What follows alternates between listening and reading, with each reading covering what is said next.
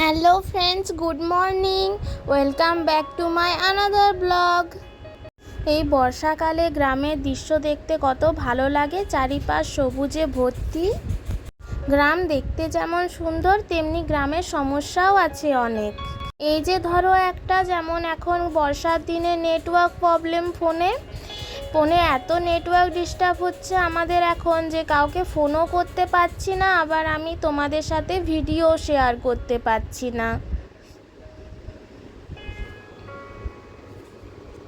সব কিছুরই ভালো মন্দ দুটো দিকই থাকে। যেমন ভালোটা আমরা নিই, তেমনি খারাপটাকেও মানিয়ে নিতে হয়। সব কিছুর মধ্যেই ভালো মন্দ দুটোই থাকে, তাই সবটাকেই ভালো লাগিয়ে নিতে হয়। আজকে 7 দিন পর মেঘ পরিষ্কার হয়ে এসেছে, কি সুন্দর লাগছে ওয়েদারটা। আর বৃষ্টির জল পেয়ে আমাদের কুমড়ো লতগুলো বেরিয়ে এসেছে, কি সুন্দর কুমড়ো লতগুলো লাগছে। মা যে গাছটাই লাগায় সে গাছটাই খুব সুন্দর ফুলে ওঠে।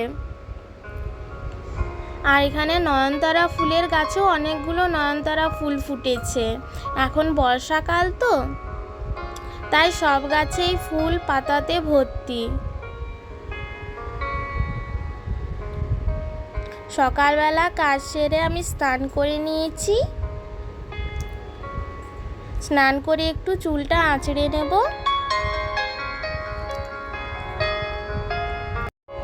এই বর্ষাকালে মাথাতে বৃষ্টির জল লেগে যাই, যতই চেষ্টা করি মাথা ভেজাবো না, তাও বৃষ্টির জল পেয়েই যাই। আর বৃষ্টির জল পেয়ে বর্ষাকালে আমার চুলও একটু বেশি উঠছে।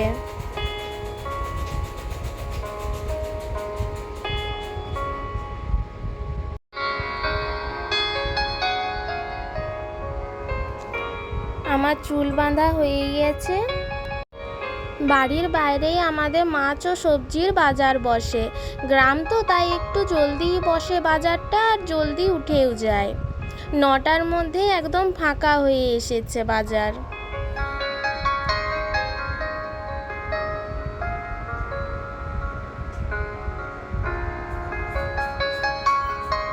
চলো এবারে তাহলে রান্নাঘরের দিকে যাওয়া যাক।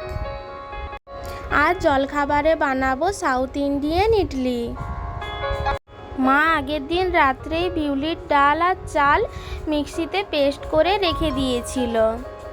চাল আর ডালের পেস্টটা গোটা রাত ভিজে খুব সুন্দর ফেপে গেছিল, আর ইডলির জন্য একদম পারফেক্ট রেডি হয়ে গেছে। এবারে আমি একে একে ইডলি মেকারে চাল আর ডালের পেস্টটা দিয়ে দিচ্ছি। মা বলে ইডলি মেকারে ইডলিগুলো বসাবার সময় যদি সামান্য তেল দিয়ে দেওয়া যায়, তাহলে ইডলিগুলো নামাবার সময় খুব সুন্দর ছেড়ে আসে। তাই আমি ইডলিগুলো বসাবার আগে ইডলি মেকারটাতে সামান্য একটু সর্ষের তেল দিয়ে দিয়েছি। সাদা তেলও দেওয়া যেতে পারে, তবে আমি সামনে সর্ষের তেল পেলাম, সেজন্য আমি সর্ষের তেলটাই দিয়ে দিলাম। তারপর সব ইডলিগুলো ইডলি মেকারে দিয়ে আমি এবারে স্টিম হতে দিয়ে দিলাম।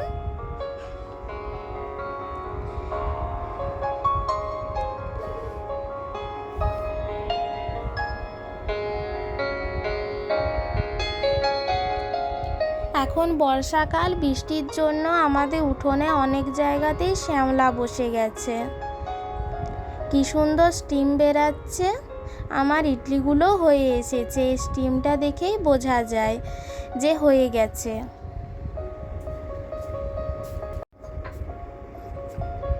কি সুন্দর ইডলিগুলো ফেপেছে।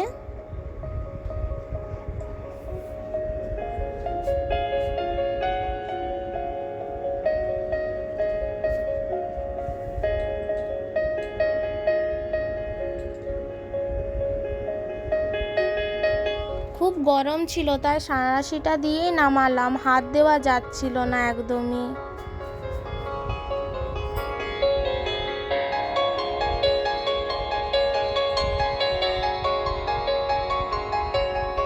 ওই ইডলিগুলো নামিয়ে আরেকবার করে দিয়ে দিলাম। এবারে আবার বসিয়ে দেব স্টিমে।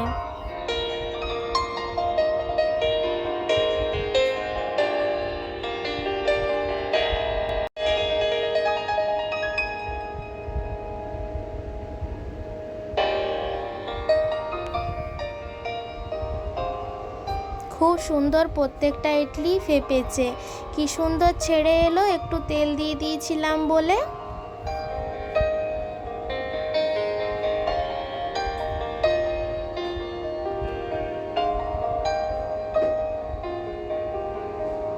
খুব সুন্দর সফট হয়েছে।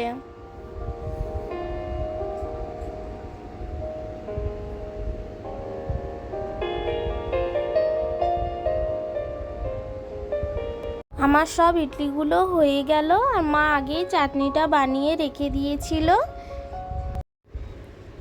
আমার তো সাউথ ইন্ডিয়ান খাবার খেতে খুবই ভালো লাগে।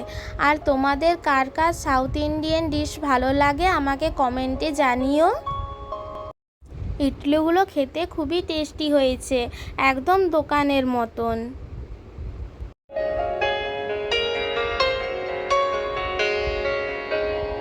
দুপুরবেলা আমার ফোনে একটা আননোন নাম্বারে ফোন এসেছিল। ফোন তুলতেই দেখি আমার পার্সেল এসেছে, তাই আমি পার্সেলটা নিতে বাইরের দিকে যাচ্ছি। কিছুদিন আগে মিশোতে একটা পার্লের নেকলেস আমি অর্ডার দিয়েছিলাম, সেটাই এসেছে।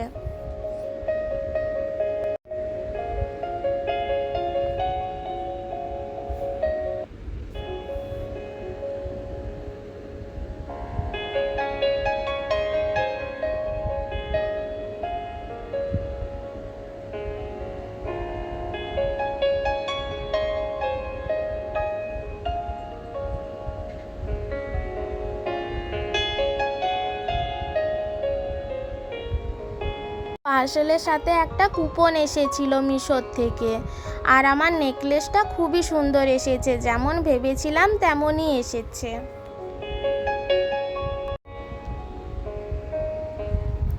এখন বেলা গড়িয়ে সন্ধে হয়ে এসেছে, আর আজকে সন্ধেবেলায় আমি তোমাদের সাথে আমার পছন্দের একটি সুইট ডিশের রেসিপি শেয়ার করব।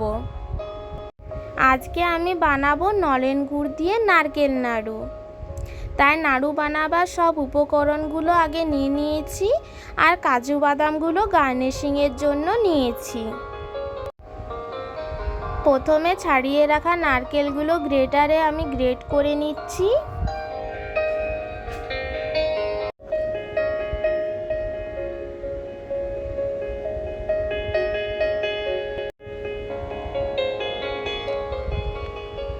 নারকেলটা গ্রেট করা হয়ে গেলে আমি গুড়টাকেও গুঁড়ো করে নেব, তাহলে তাড়াতাড়ি মেল্ট হয়ে যাবে, নারকেলের সাথে মিশে যাবে।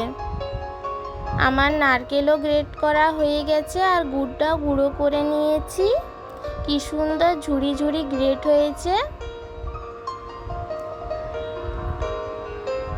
কাজু বাদামগুলো মাঝ থেকে কেটে নিয়েছি হাফ করে করে। কড়াই আমি সামান্য পরিমাণ একটু ঘি দিলাম। কাজু বাদামগুলো ভেজে নেব প্রথমে।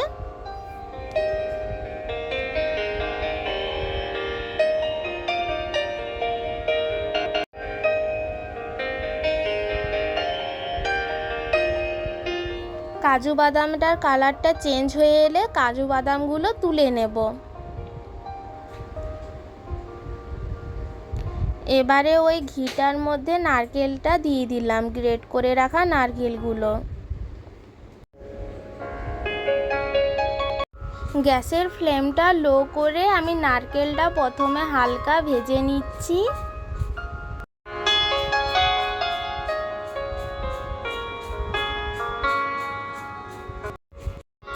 নারকেলটা বেশি ভাজবো না, নয়তো আবার নাড়ুগুলো শক্ত হয়ে যাবে। নারকেলের সাথে ঘিটা ভালো করে যতক্ষণ মিক্স হয়ে যায় ততক্ষণ নেড়ে চেড়ে নেব। নারকেলের সাথে ঘিটা ভালো করে মিক্স হয়ে এলেই গুঁড়ো করে রাখা নলেন গুড়টা নারকেলের ওপর দিয়ে দিলাম। এবারে নারকেল আর গুড়টা ভালো করে মিক্স করে নেব একসাথে। গ্যাসটা এখনও লো ফ্লেমেই আছে, পুরো নাড়ুটা আমাদের লো ফ্লেমেই হবে। বেশি আঁচ করে দিলে নারকেলটা পুড়ে যেতে পারে।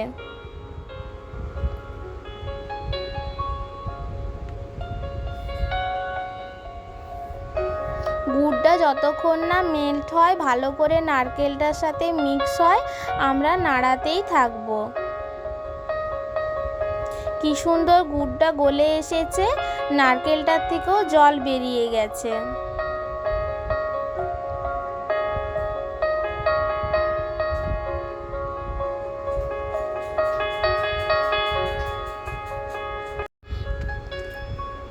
আমার বন্ধুরা যারা আমার ভিডিওটা দেখছেন একটা লাইক দিবেন, কমেন্ট করবেন।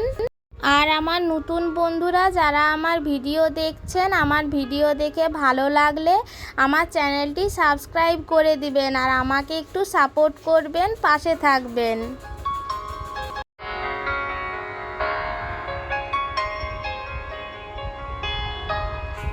নারকেল নাড়ুটা আমার হয়ে এসেছে। গুড়টা আঠা আঠা হয়ে গেছে। এমনি আঠা আঠা হয়ে এলেই বুঝে নিতে হবে যে এবারে নারকেলটা নাড়ু পাকাবার জন্য রেডি হয়ে গেছে।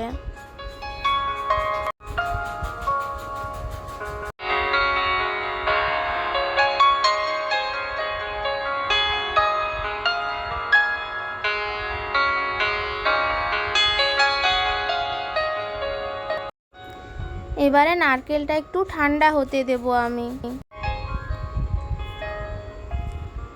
নারকেলটা সামান্য একটু ঠান্ডা হয়ে গেলে নাড়ুগুলো পাকাতে সুবিধে হবে। একটু পরে নারকেলটা ঠান্ডা হয়ে এসেছে আর খুব সুন্দর আঠা আঠা হয়েছে, গুড়টার সাথে মিশে গেছে খুব সুন্দর। এবারে নাড়ুগুলো বানিয়ে নিচ্ছি। হাতে প্রথমে সামান্য একটু জল নিলাম, জল নিলে গুড়টা হাতে চিটিয়ে যাবে না।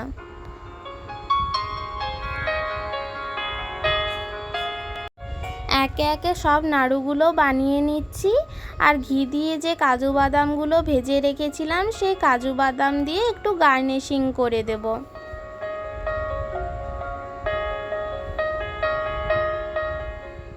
সব জিনিসে একটু গার্নিশিং করে দিলে দেখতে ভালো লাগে।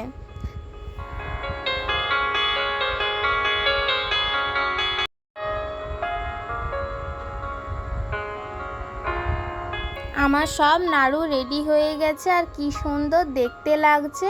দেখতে যেমন সুন্দর হয়েছে, খেতেও খুব সুন্দর হয়েছে। আজকে আসি বন্ধুরা, আবার অন্যদিন আবার নতুন ব্লগ নিয়ে আসবো। সবাই ভালো থাকো, সুস্থ থাকো, শুভরাত্রি।